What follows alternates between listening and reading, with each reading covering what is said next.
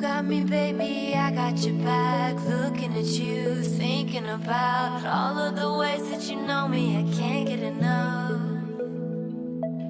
We got the future burning the past, good and the bad, making it last. We are what I want and I want what I already got. When you come through the room, I know that you know if you fall, I will be there.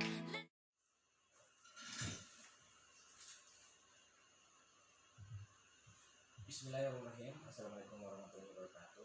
Perkenalkan, nama saya Abdul Rahman Syawal dengan NIM N1B1171033. Saya dari jurusan Ilmu Lingkungan, Fakultas Kehutanan dan Ilmu Lingkungan Universitas Haloleo. Saya kelas Ilmu Lingkungan A. Di sini saya akan mempresentasikan hasil PowerPoint saya, yaitu yang berjudul sanitasi air bersih. Mungkin saya lanjut saja.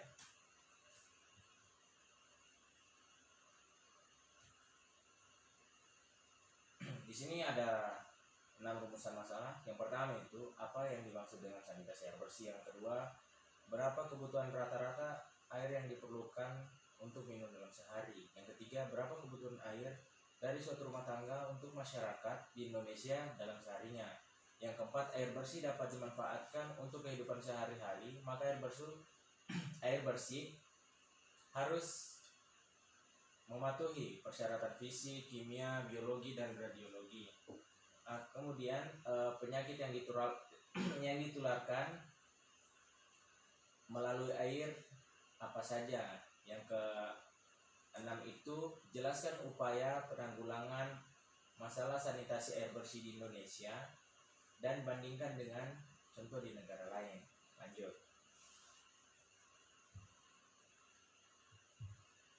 Apa yang dimaksud dengan sanitasi air bersih? Sanitasi adalah upaya kesehatan dengan cara memelihara dan melindungi kebersihan lingkungan dari subjeknya, misalkan menyediakan air bersih untuk keperluan mencuci tangan, menyediakan tempat sampah agar tidak dibuang sembarangan. Sanitasi juga sering disebut sanitasi lingkungan dan kesehatan lingkungan sebagai suatu upaya pengendalian dari semua faktor yang ada di lingkungan fisik maupun manusia yang diperkirakan dapat menimbulkan hal-hal gangguan perkembangan fisik manusia yang dapat memberikan akibat yang merugikan kesehatan dan jasmani serta kelangsungan hidup.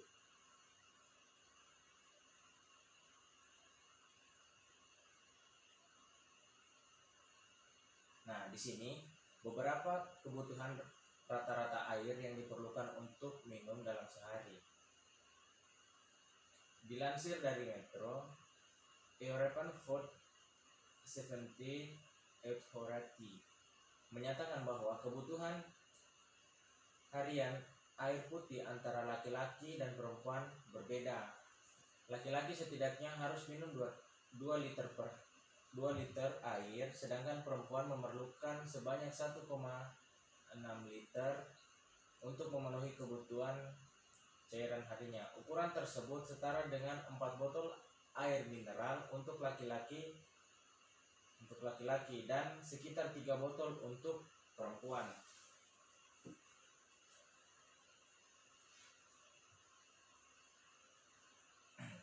Beberapa kebutuhan air dari suatu rumah tangga untuk masyarakat Indonesia dalam seharinya. Menurut Kementerian PU, kebutuhan air pakaian rata-rata rumah tangga di perkotaan di Indonesia sebesar setiap orang 144 liter per harinya.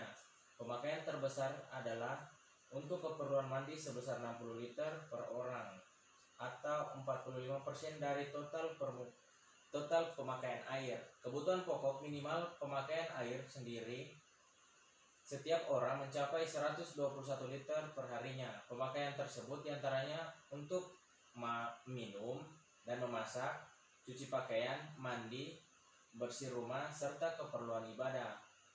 Masih berdasarkan survei tersebut.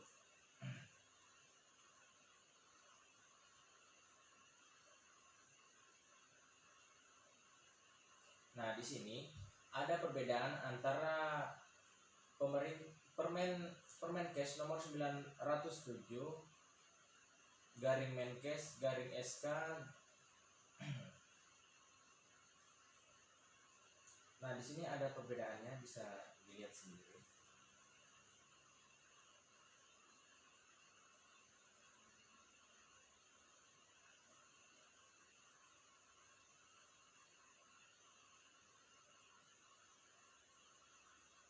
Nah, seperti yang tadi saya jelaskan bahwa ada 4 jenis macam penyakit yang dapat ditimbulkan. Yang pertama itu waterborne disease, yaitu penyakit yang ditularkan langsung melalui air. Penyakit melibatkan media air ini dalam proses minum, di mana air yang diminum mengandung penyebarannya baik secara langsung maupun tidak kuman patogen, sehingga menyebabkan yang baik secara langsung penyebarannya itu secara tidak langsung bersangkutan menjadi sakit. Adapun penyakit yang disebabkan oleh waterborne disease yaitu yang pertama adalah kolera. Penyakit kolera agennya yaitu bakteri Vibrio cholera. Bakteri ini masuk ke dalam tubuh seseorang melalui makanan atau minuman yang terkontaminasi. Bakteri tersebut mengeluarkan enterotoksin dalam kurung racun pada saluran ususnya sehingga terjadi namanya diare, disertai muntah yang akut dan hebat. Akibatnya seseorang dalam waktu hanya beberapa hari kehilangan banyak cairan tubuh dan dapat kondisi dehidrasi. Kita lanjut. Ini merupakan salah satu penyakit kolera yang dimana kita bisa lihat sendiri seperti ini. Ya, ini gambarnya penyakit kolera. Kemudian tifoid. Tifoid yaitu penyakit agennya yaitu bakteri Salmonella kuman atau Salmonella masuk bersama makanan dan minuman setelah berada dalam usus halus, kemudian mengadakan invasi ke jaringan limfosit usus halus, terutama plaque payer dan jaringan limfosit mesenterika. Setelah menyebabkan peradangan dan nekrose setempat, kuman lewat pembuluh limfe masuk ke aliran darah, terjadi bakteriemi primer menuju ke organ terutama hati dan limfa. Kuman yang tidak dapat difagosit akan berkembang biak dalam hati dan limfa sehingga organ tersebut membesar disertai nyeri pada peradaban.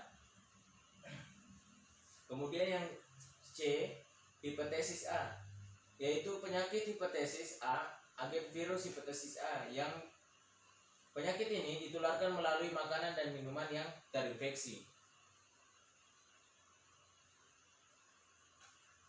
Kita bisa lihat sendiri bahwa ini merupakan salah satu gambar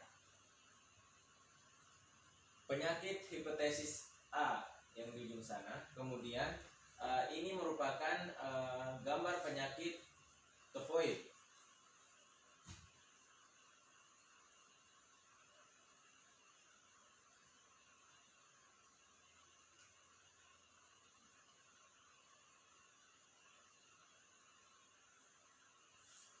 Ya, disentri. Penyakit disentri biasanya ditularkan melalui makanan atau minuman yang dikonsumsi yang mengandung bakteri Shigella atau Amoeba. Penyakit ini dapat dikelompokkan berdasarkan dari penyebabnya, yaitu 2 jenis penyebab utama penyakit ini adalah yang pertama disentri basiler atau Shigellosis yang disebabkan oleh bakteri Shigella.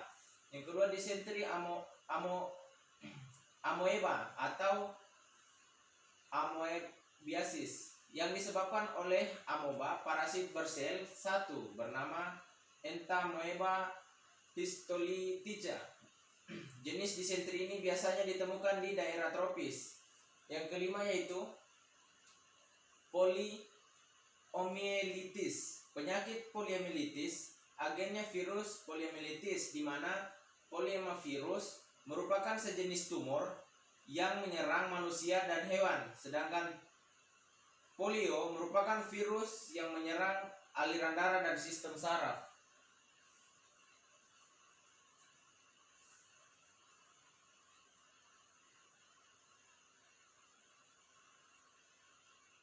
Nah, contoh penyakit disenteri dan poliomyelitis. Kita bisa lihat sendiri di sana ada gambar penyakit disenteri, sementara di sini gambar penyakit poliomyelitis.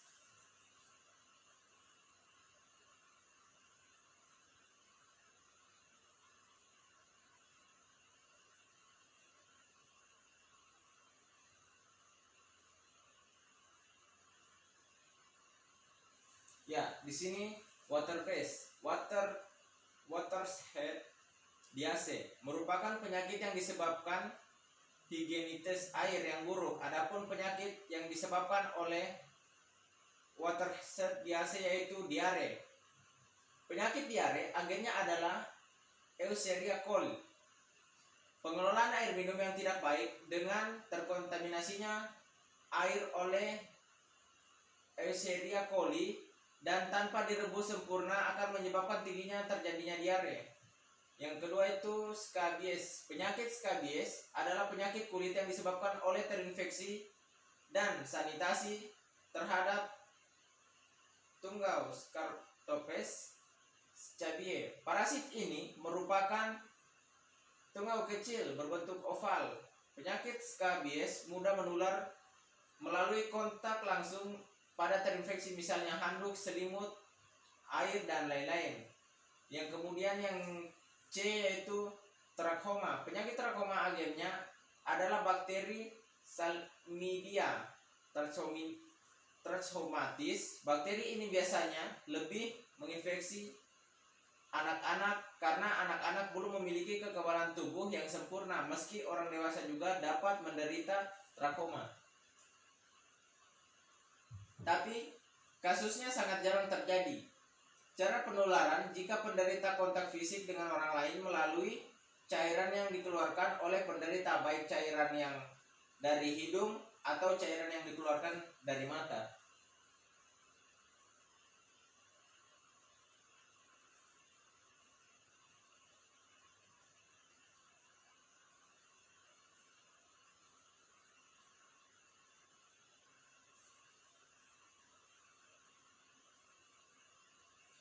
Yang D, leptoporosis. Penyakit leptoporosis agen adalah bakteri Leptopira, terdapat pada wilayah iklim tropis dan subtropis. Hewan penularannya adalah pengerat, terutama tikus.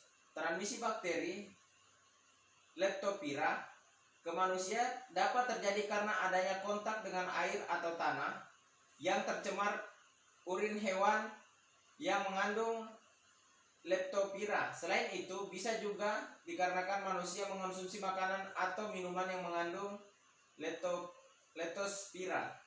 Ini merupakan salah satu contoh gambarnya.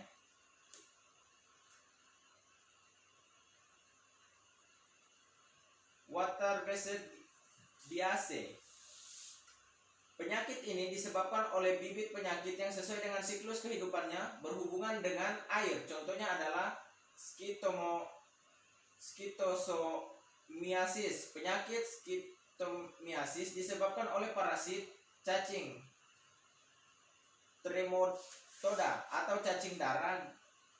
Cacing ini hanya mempunyai satu macam hospes perantara, yaitu keong air. Cara infeksi pada manusia adalah skaria, yaitu pengembangan dari sporokista 1 dan 2 menembus kulit pada waktu manusia masuk ke dalam air yang mengandung serkaria. Kita bisa lihat sendiri, ini merupakan salah satu contohnya.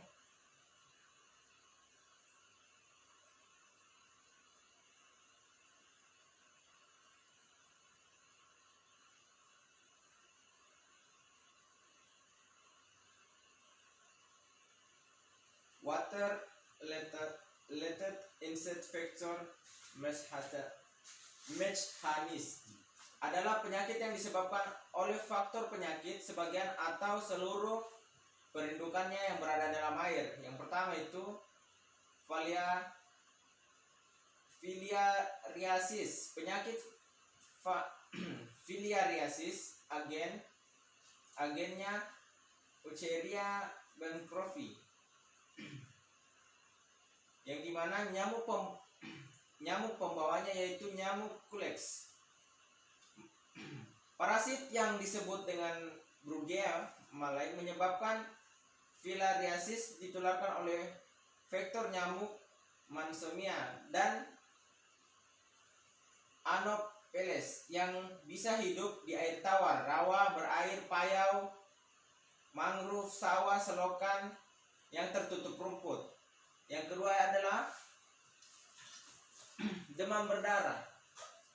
Penyakit demam berdarah dengue disebabkan oleh virus dengue yang ditularkan oleh nyamuk yang terinfeksi virus dengue. Nyamuk tersebut adalah vektor dari penyakit demam berdarah. Ini merupakan salah satu penyakit demam berdarah dengue.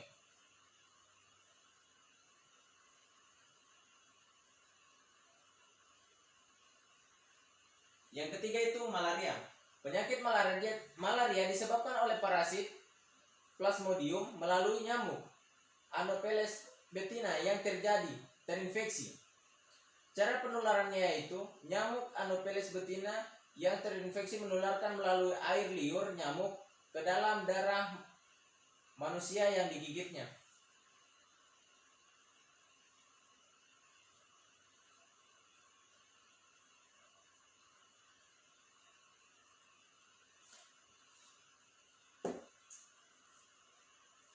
Yellow fever.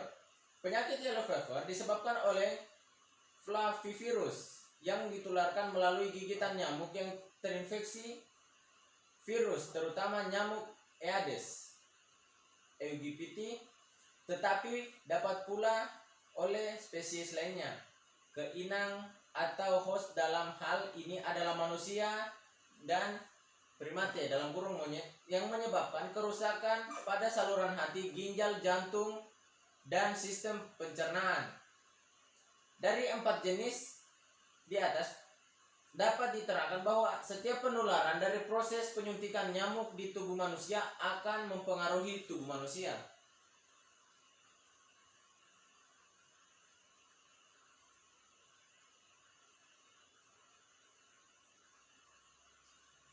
Penanggulangan masalah sanitasi air bersih di Indonesia. Dari data Kementerian Kesehatan menyatakan bahwa 60% dari sungai di Indonesia tercemar melalui dari bahan organik sampai bakteri penyebab diare seperti coliform dan Focal coli. Yang kedua itu belum selesai masalah akses terhadap air bersih, masalah buruk sanitasi semakin besar sebab kedua hal tersebut berkaitan. Yang ketiga, menurut penelitian sebuah lembaga yang bernama MDGS Millennium Development Goals Asia Pasifik, bahwa untuk sektor sanitasi di Indonesia cakupan akses nasionalnya rata-rata memang telah mencapai 80% dan itu artinya telah melampaui target dari MDGS yang hanya 74%. Namun hal itu baru sebatas kuantitas bukan kualitas. Dengan bukti di atas dapat menunjukkan bahwa banyak bayi yang meninggal akibat diare. Hal itu telah mencakup bahwa secara kualitas sanitasi di Indonesia masih sangat buruk. Sedangkan bila ditinjau dari kuantitas dan kualitas, data terbaru yang dilansir MDGS, baru 51,02% keluarga di Indonesia yang melakukan akses sanitasi yang memadai. Targetnya pada tahun 2015, akses sanitasi dapat naik hingga angka 60-70%. Sekian dari presentasi PowerPoint saya. Jika ada kekurangan mohon dimaafkan, kurang dan lebihnya Wabillahi taufiq wal hidayah. Wassalamualaikum warahmatullahi wabarakatuh.